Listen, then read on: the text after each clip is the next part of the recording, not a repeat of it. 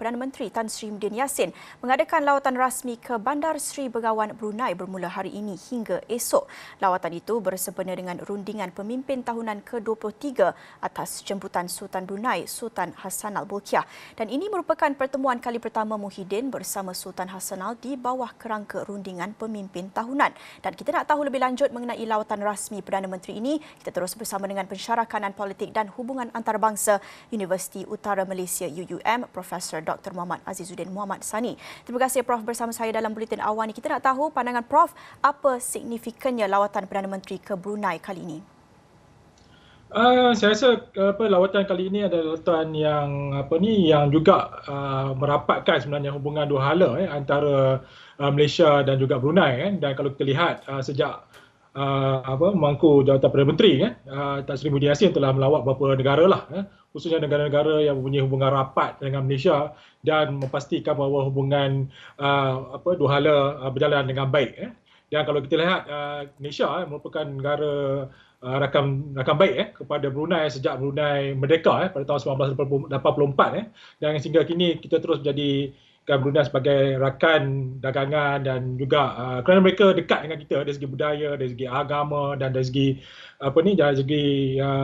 perjalanan politik juga hampir sama walaupun sistem berlainan yang diamalkan di Brunei. Tapi secara umumnya tujuan lawatan Tan Sri Muhyiddin Yassin Perdana Menteri ke Brunei kali ini adalah khususnya untuk merapatkan lagi hubungan dua hala dan terus merancangkan sebenarnya perjalanan ekonomi yang kita hadapi sekarang ini kerana kita terjejas dengan COVID-19 dan diharapkan Brunei bersama dengan Malaysia sama-sama membantu untuk melancarkan urusan perdagangan dan juga hubungan antara negara khususnya dari segi perhubungan antara rakyat lah, people to people, maksudnya rakyat Malaysia boleh ke Brunei dan Brunei juga boleh ke Malaysia dengan mudah. Jadi dalam konteks ini saya rasa perlukan perjanjian dan perlukan perbincangan lebih lanjut berkenaan perkara tersebut.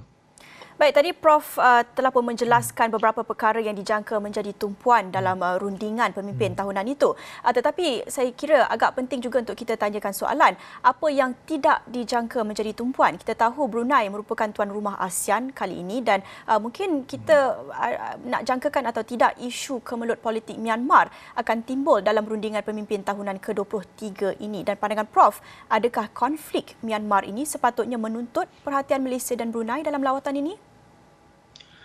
Saya tidak menjangkakan bahawa intipati pada perbincangan akan mencakupi isu Myanmar kerana isu Myanmar ni lebih dilihat sebagai isu domestik khususnya isu yang timbul kali inilah berkenaan dengan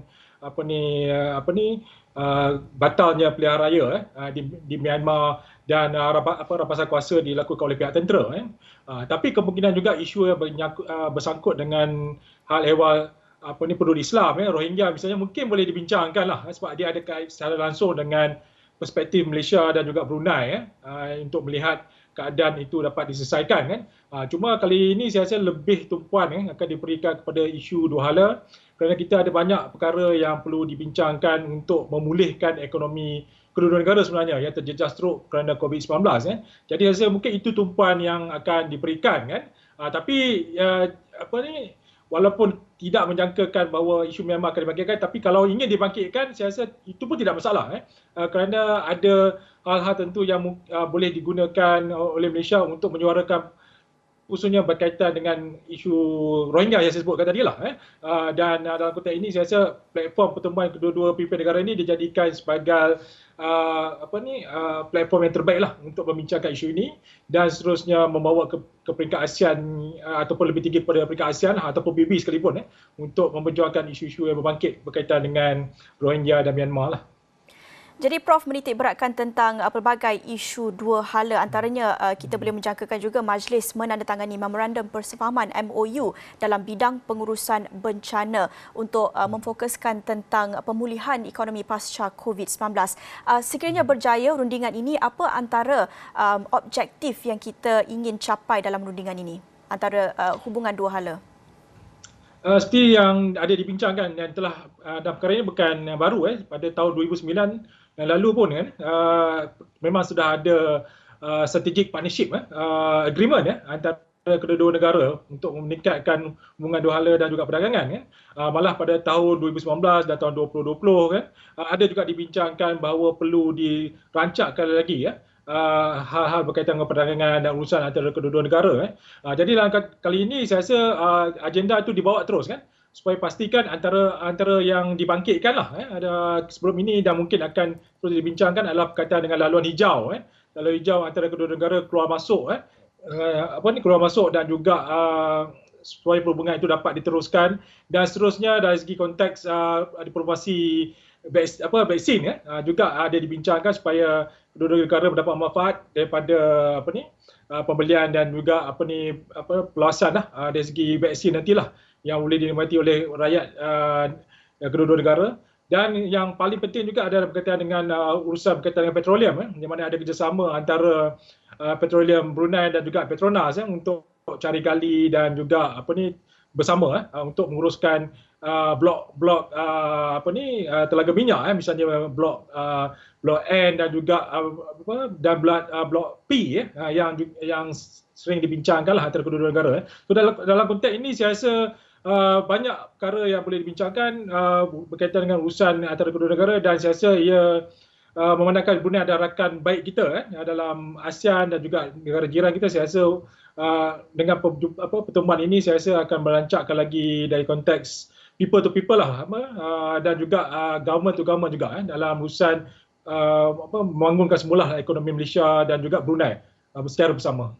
Prof, kita lihat aktiviti Kementerian Luar Malaysia ni agak rancak baru-baru ini. Banyak lawatan rasmi yang dijalankan. Antaranya termasuk lawatan rasmi Menteri Luar Hishamuddin Hussein ke China baru-baru ini yang mendapat banyak perhatian terutamanya di media sosial apabila tularnya video di mana beliau menggunakan istilah ataupun gelaran abang kepada rakan sejawatnya dari China, Wang Yi. Pandangan Prof tentang impak gelaran ini kepada diplomasi negara ataupun sebenarnya tidak ada isu pun?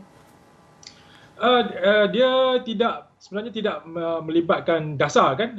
Dia cuma lebih kepada impak dari segi bahasa diplomasi lah yang mana kita biasanya lah dalam urusan diplomasi bahasa-bahasa yang digunakan adalah lebih rasmi sifat dia cuma bahasa yang digunakan ketika menyebut big brother dan sebagainya itu satu satu pendekatan yang luar daripada norma diplomasi yang biasalah mungkin atas gesture saja ataupun rasa keakraban antara Malaysia dan China tapi kadang-kadang boleh disalah anggaplah oleh banyak pihak lah dan juga dalam konteks ini Datuk Hishamuddin Hussein sebelum ni pun juga pernah ada kontroversi melibatkan beliau ketika beliau menjadi Menteri Pertahanan tahun 2013 yang mengatakan enemy of your enemy doesn't mean our enemy, something like that dia sebut ketika 2013 yang lalu juga melibatkan ASEAN dan juga China ketika itu jadi saya rasa dalam konteks ini mungkin isunya adalah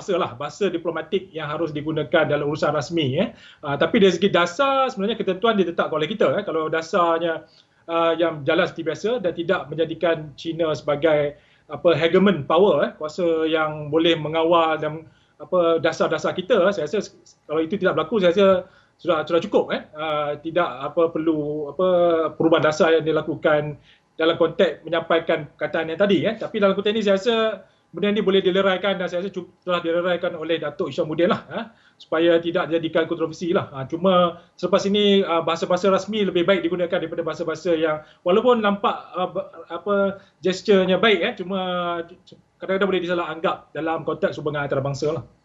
Baik, terima kasih Prof. Itu tadi pensyarakanan politik dan hubungan antarabangsa Universiti Utara Malaysia UUM Profesor Dr. Muhammad Azizuddin Muhammad Sani mengulas mengenai lawatan rasmi Perdana Menteri ke Brunei yang mana laporannya kami bawakan sepanjang hari ini di Astro Awani dan juga di astroawani.com.